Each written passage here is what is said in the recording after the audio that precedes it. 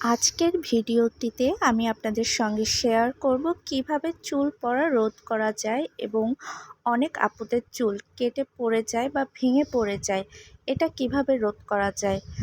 So hello everyone, আসসালামু আলাইকুম। সবাই কেমন আছেন? আমি নুসরাত জাহান মিশৌরি। প্রথম ভিডিওটিতে করা হয়েছে স্মুথ কেরাটিন ট্রিটমেন্ট এবং দ্বিতীয় ভিডিওটিতে করা হয়েছে কালার। এটা কাজ নাম্বার 220।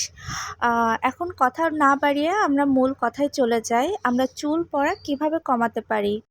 প্রথমত আমাদের প্রয়োজন 2 টেবিল চামচ চাল, 1 টেবিল চামচ মেথি এবং একটা পেঁয়াজ, 1 চা চামচ নারকেল তেল।